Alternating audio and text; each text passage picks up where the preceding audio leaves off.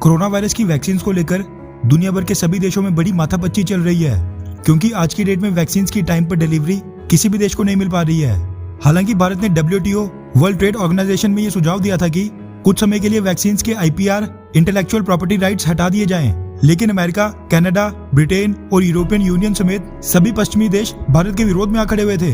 खैर, चाइना की fly corona महामारी के खिलाफ लड़ाई को भारत कल भी लीड कर रहा था, आज भी कर रहा है और आगे भी करेगा। आज के समय करीब 46 से ज्यादा देशों को वैक्सीन सप्लाई करने के साथ साथ गरीब देशों को वैक्सीन फ्री में बांटने के लिए भारत अपनी वैक्सीन WHO के कोवैक्स चैरिटी प्रोग्राम में भी दे रहा है। लेकिन इन सब में एक चीज जो भारत के पक्ष में नहीं जा रही थी, वो ये थी कि जो भारत आज के समय लाखों करोड़ों वैक्सीन एक्सपोर्ट कर रहा था, उनमें 100% स्वदेशी भारत बायोटेक की कोवैक्सीन की संख्या बेहद कम थी और लगभग सभी देश एस्ट्राजेनेका ऑक्सफोर्ड की कोविशील्ड, जिसको भारत में सीरम इंस्टीट्यूट मैन्युफैक्चर करता है, वही भारत से खरीद रहे थे। हालांकि ब्राजील ने कुछ दिन पहले भारत बायोटेक की कोवैक्सीन के लिए 2 करोड़ डोजेस की एक डील भी साइन की थी, लेकिन उसका भी ब्राजील में कड़ा विरोध हो रहा था, क्योंकि भारत बायोटेक ने अपनी कोवैक्सीन के 3rd फेज के रिजल्ट्स अभी तक अनाउंस नहीं किए थे। ब्राजील तो छोड़िए, हमारे अपने देश में कई पॉलिटिकल पार्टीज के लोग ही स्वदेशी भारत बायोटेक की कोवैक्सीन की एफिकेसी पर सवाल उठा रहे थे। लेकिन भारत बायोटेक ने जो अपनी कोवैक्सीन के 3rd फेज के ट्रायल्स के रिजल्ट सबके सामने रखे हैं, उसने पूरी दुनिया के देशों को चौंका दिया है और भारत को भी वैक्सीन डिप्लोमेसी में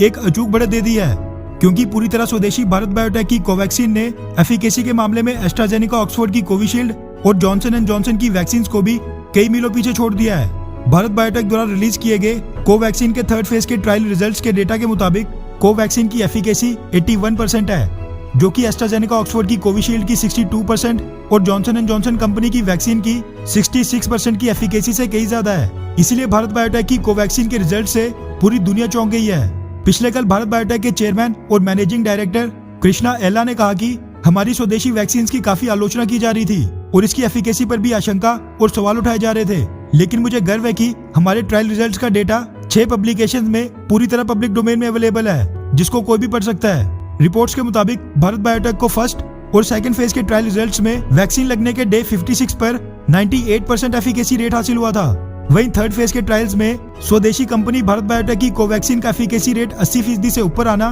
भारत के लिए बहुत ही बड़ी खुशी की खबर है, क्योंकि कॉस्ट और एफिकेसी रेशियो के आधार पर देखा जाए तो फिर भारत बायोटेक की कोवैक्सीन दुनिया की सबसे सस्ती कोरोना वायरस की वैक्सीन होने वाली है, जिसको भारत बड़ी मात्रा में एक्सपोर्ट कर सकता है। आज की डेट में भारत में वैक्सीन सप्लाई करने का सारा बर्डन यानी बोझ सीरम इंस्टीट्यूट पर है, लेकिन अब PM मोदी के इसी वैक्सीन को लगवाने के बाद ऐसा माना जा रहा है कि भारत बायोटेक की कोवैक्सीन का डंका पूरी दुनिया में बजेगा, क्योंकि आज की डेट में 80% से ऊपर एफिकेसी वाली वैक्सीन का मार्केट में रेट 10 से 20 डॉलर्स के बीच में है, जो कि भारतीय करेंसी में 750 से लेकर 1500 रुपए तक है, जबकि भारत बायोटेक की कोवैक्सीन की कीमत 3 से 4 डॉलर्स तक की होगी, जो कि भारतीय करेंसी में 200 से 300 रुपए के बीच में होगी। ऐसे में भारत की स्वदेशी Covaxin Pfizer, Moderna, BioNTech, AstraZeneca, Johnson and Johnson जैसी बड़ी फार्मास्यूटिकल कंपनियों की वैक्सीन के ऑर्डर भी आने वाले समय में अपने नाम कर सकती है। खैर, वैसे कोरोना वायरस की वैक्सीन को लेकर कई अफवाहें उड़ाई जा रही हैं, मगर अगर आपको मौका मिले तो क्या आप कोरोना वायरस की वैक्सीन लगवाएंगे,